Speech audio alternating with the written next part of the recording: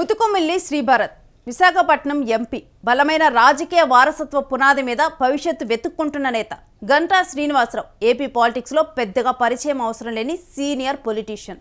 2.5 దశాబ్దాల రాజకీయ ప్రయాణంలో పార్టీలైతే మారారు కానీ ఒక్కసారి కూడా ఓడిపోవటం ఈ మాజీ మంత్రి ట్రాక్ రికార్డ్ లేదు.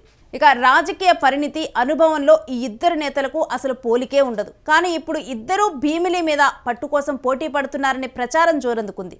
టీడీపీ వర్గాలైతే దీని గురించి రకరకాలుగా విశ్లేషణలు చేస్తున్నాయి. భవిష్యత్తు విశాఖకు దిక్సూచి కావడంతో ఈ అసెంబ్లీ నియోజకవర్గంపై ఎంపీ కన్నేశారనే టాక్ ఇటీవల కాలంలో ఎక్కువైంది. ఇక ఆ దిశగా జరుగుతున్న ప్రతి రాజకీయ పరిణామాన్ని తనకు అనుకూలంగా మలుచుకునేందుకు ప్రయత్నిస్తున్నారంట భరత్. ఇక ఇదే అంశానికి సంబంధించిన డీటెయిల్స్ మా ప్రతినిధి కిరణ్ అందిస్తారు. కిరణ్, ఈ అంశానికి సంబంధించిన డీటెయిల్స్ ఏంటి? రేణు, ఏదైతే టీడీపీలో ఏదైతే భీమిలి రాజకీయం రసవత్తరంగా మారింది, ఏదైతే గత ఎన్నికల్లో భీమిలి నుంచి ఎమ్మెల్యేగా గెలిచిన గంటా శ్రీనివాసరావు వర్సెస్ ఏదైతే ఎంపీ భరత్ బాలకృష్ణ చిన్నలుడు భరత్, వీరిద్దరి మధ్య ఆధిపత్య పోరు సాగుతుంది. ఎందుకంటే వచ్చే ఎన్నికల్లో భీమిలి నియోజకవర్గంలో ఏదైతే ఎంపీగా ఉన్న భరత్ పోటీ చేయాలని విశ్వ ప్రయత్నాలు చేస్తున్నారు. అదేవిధంగా క్యాడర్ను సిద్ధం చేసుకున్నారు. అదేవిధంగా క్యాడర్ తో పాటు ఆయన అభివృద్ధి కార్యక్రమాలు కూడా భీమిలి నియోజకవర్గంలో ఎక్కువ చేస్తున్నారు. వచ్చే ఎన్నికల్లో తనను అదే నియోజకవర్గం నుంచి పోటీ చేయడానికి ఇప్పటి నుంచే ప్లాట్ఫామ్ సిద్ధం చేసుకుంటున్నారు. వీరిద్దరి మధ్య ఏదైతే గంటా శ్రీనివాసరావు వర్సెస్ భరత్, వీరిద్దరి మధ్య ఆధిపత్య పోరు నడుస్తుంది. ఎందుకంటే గంటా శ్రీనివాసరావు గత 2 దశాబ్దాలుగా పార్టీలు మారినా కూడా ఆయన ఎక్కడ ఓడిపోయిన ట్రాక్ రికార్డ్ లేదు.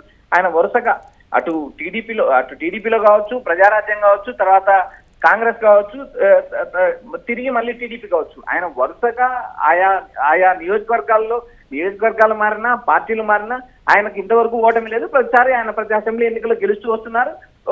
గతంలో కూడా ఆయన ఒకసారి ఎంపీగా కూడా పనిచేసిన అనుభవం ఉంది. ఈ ప్రస్తుతానికి అయితే ఏదైతే విశాఖలో వీరిద్దరి మధ్య ఆధిపత్య పోరు నడుస్తుందని టీడీపీలో గుసగుసలు వినిపిస్తున్నాయి. వచ్చే ఎన్నికల్లో భరత్ ఏదైతే బాలకృష్ణ చిన్నలుడి ఇక్కడ భీమిలి నుంచి పోటీ చేయడానికి ప్రయత్నాలు చేస్తున్నారు, ఏదైతే గంటా కుమారుడు కానీ ఏదైతే రవితేజ, వీరి ఇద్దరిలో ఎవరో ఒకరు వచ్చే ఎన్నికల్లో ఏదైతే భీమిలి నియోజకవర్గం నుంచి మళ్ళీ పోటీ చేయడానికి ఈ విశ్వ ప్రయత్నాలు చేస్తున్నారు. అదేవిధంగా గంట తన కార్యకర్తలు కానీ తన నాయకులను కానీ ఆయన నిరంతరం తాను గెలవడానికి కానీ తన నియోజకవర్గం అభివృద్ధి చేయడానికి కానీ తీవ్ర ప్రయత్నాలు చేస్తున్నారు. ఒకనొక స్థాయిలో ఎంపీ కూడా తన అభివృద్ధి పనులంతా మొత్తం నియోజకవర్గంలో భీమిలి నియోజకవర్గంలో సమయం కేటాయిస్తున్నారు. అక్కడ క్యాడర్ను డెవలప్ చేసుకున్నారు. అదేవిధంగా గంటాకు వ్యతిరేకంగా ఉన్న వారిని దగ్గరికి తీసుకుంటున్నారంటూ ప్రచారం నడుస్తుంది. రేణు, అయితే కిరణ్, ఇద్దరు నేతలు చూసినా కానీ ఇప్పుడు గంటా శ్రీనివాస్ ఎంత సీనియర్ అయి తను కూడా ఇప్పటి వరకు కూడా అక్కడ ఓడిపోలేదు.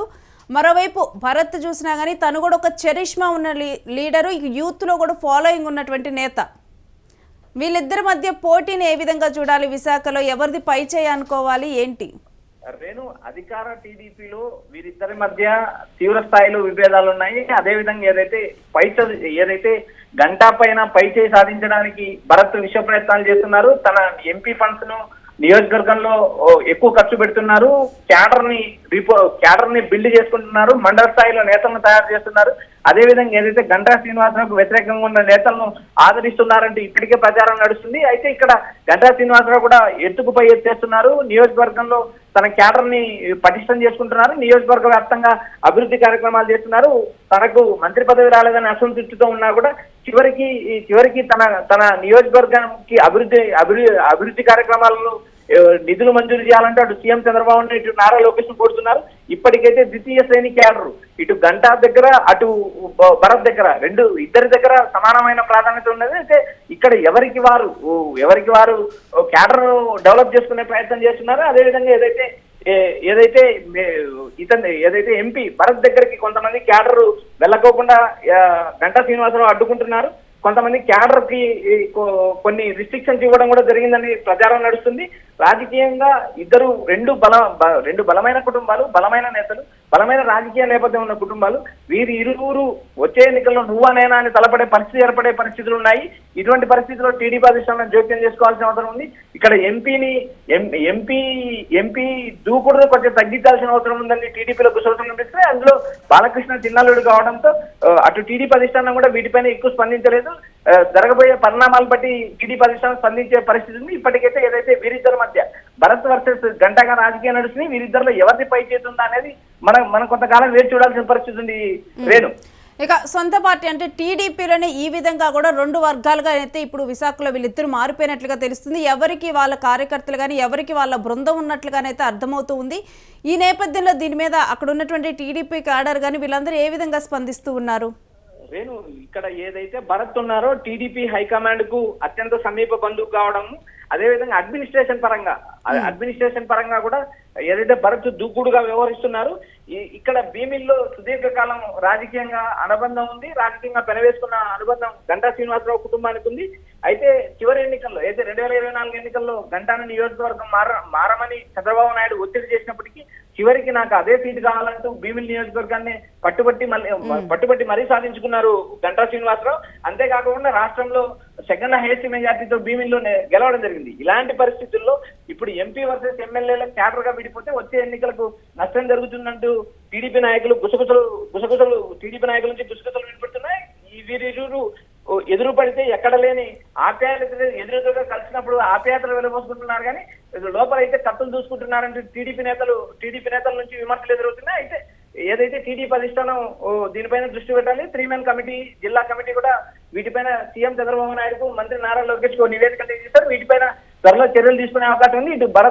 ఇటు భరత్ అటు గంటా శ్రీనివాసరావు చిత్తతో టీడీపీ అధిష్టానం భేటీ అవకాశాలు స్పష్టంగా వినిపిస్తున్నాయి Renu. Right, thanks for the details Kiran. ఇక టీడీపీ హైకమాండ్కు అత్యంత సమీప బంధువు కూడా కావడంతో కూడా అడ్మినిస్ట్రేషన్ మీద ఎంపీదే పైచే అవుతుందని కూడా చెప్పుకుంటూ ఉన్నారు. ఇక భీమిలితో సుదీర్ఘ అనుభవం పెనవేసుకున్నటువంటి గంటాకు ఇక్కడ పటిష్టమైన నాయకత్వ బలం ఉంది. 2024 ఎన్నికల్లో భీమిలి తప్ప ఎక్కడి నుంచైనా పోటీ చేయమని కూడా పార్టీ హైకమాండ్ సూచించినప్పటికీ కూడా పట్టుబట్టి మరి ఇదే సీట్ సాధించుకున్నారు ఎక్స్ మినిస్టర్. ఇక క్యాస్ట్ కార్డు కూడా బాగా వర్కౌట్ కావడంతో కూడా రాష్ట్రంలోనే సెకండ్ హైయెస్ట్ మెజార్టీ దక్కింది ఆయనకి. ఈ నేపథ్యంలో ఇప్పుడు ఎమ్మెల్యేకి ఎంపీకి మధ్య కూడా ఒక పోటీ అనేది కూడా నెలకొనుంది. సఖ్యత లేనట్లుగా తెలుస్తూ ఉంది. దీని మీద వీరిద్దరూ కూడా పోటీ పడుతున్నారు, పరస్పరం కూడా ఎదురు పడితే ఆప్యాయంగా ఉంటున్నారు తప్పితే వీళ్ళిద్దరి మధ్య కూడా చాలా విభేదాలు ఉన్నాయి. ఎవరికి వాళ్ళే యమునా తీరే అన్నట్లుగా కూడా ఇప్పుడు గంటా శ్రీనివాస్ భరత్ దగ్గర కూడా ఎవరిని పోకుండా కూడా తనాపుతున్నారు. అదేవిధంగా ఇక్కడ భరత్ దగ్గర నుంచి కూడా ఇటువంటి చర్యలే ఉంటున్నాయి. ఈ విధంగా కూడా ఎవరికి వాళ్ళు పట్టు సాధించడానికి, పై చేయి సాధించడానికి కూడా ఇక్కడ ప్రయత్నాలు కొనసాగుతున్నట్లుగా తెలుస్తుంది. ఇక దీని మీద అధిష్టానం దృష్టి సారిస్తే తప్పితే ఈ వ్యవహారం ఒక కొలిక్కి రానట్లుగానైతే అర్థమవుతుంది.